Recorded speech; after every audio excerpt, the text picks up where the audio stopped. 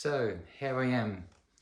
As I told in my first video, I will introduce my bike. So here it is. It's a Voge 300 Rally, and the reason I chose it was because it's light, it's capable, light off-road. It's fairly good in the city. The only thing it's lacking is fast-paced motorways. However, as I don't do those, I'm quite happy with this bike. It's basically a copy of Honda CRF 300 Rally. It has the same power, the same weight, similar frame. It's almost like a copy made in China. The advantage of Voge Rally was that there's actually a few. The first of all, obviously the price. I purchased this last year for just under 5,000 euros, while Honda is about 7.5. I think it's a third of price off. Also, that's not the only good thing about this. It has a stiffer suspension compared to Honda, and the Honda CRF 300 Rally is quite famous for soft and springy suspension, although it has good clearance. If you weigh anywhere over 85 or 90 kilos, as soon as you sit down on the Honda, it just drops down quite significantly. So this has a better suspension, that's one thing. It also has stock engine bars to protect your engine. Has a rear rack. You can't obviously see because I've got this tool bag, but that all comes as stock.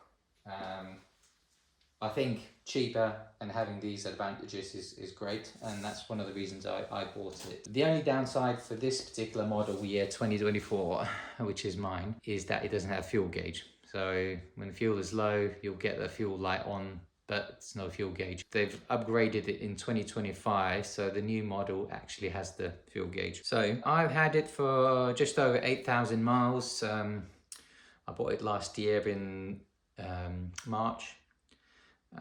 I had no issues with it whatsoever apart from one. The temperature sensor was faulty. I took it to the local dealer. They've looked at it, cleared all the issues. It was gone. However, that was in spring. I was happily riding it for over the summer, about 6-7 months. And just last week it came back again. I think it could be due to temperatures being much lower now. So I am going to do another service on it. When I do, that will be just before winter. I will actually take it and ask to have a look at the temperature sensor. So that will be my third service. I did one at breaking in, about 1,000 kilometers. I had another one at 3,500 kilometers, looking to do the third one. It's fairly cheap to service, about 120 euro at the dealer that I purchased it from. What this bike is great is, because it's light, so it's easy to handle off-road. It's good in city, it's cheap on fuel. Takes about 3.5, max 4 liters of petrol. The only downside is fast-paced motorways. It struggles at high speed. Vibrations are quite significant, but I didn't buy it for the motorways, for on the tarmac, long kilometers. And so I will be more focused country roads and off-road. And a bit of city riding, obviously, when I do my everyday commute. What I did to it, I've installed standard gear lever with folding front. So if I hit anything, it just folds in, because the original was solid steel lever, much shorter, so it's not really convenient to gear up or down. That's one thing. I've put the aluminium bash plate.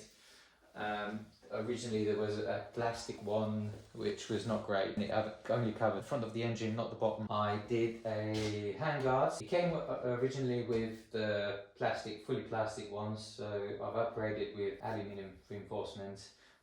Heated grips, vented seat cover, which is a minor upgrade, very cheap, but it's really good in summer. Put a QuadLock phone and nav mount. That's great. I can charge my phone as I ride. I think that's about it in terms of mods. I've been happy using it, and hopefully in the next video I will be doing some riding, hopefully off-road, some interesting places. See you there.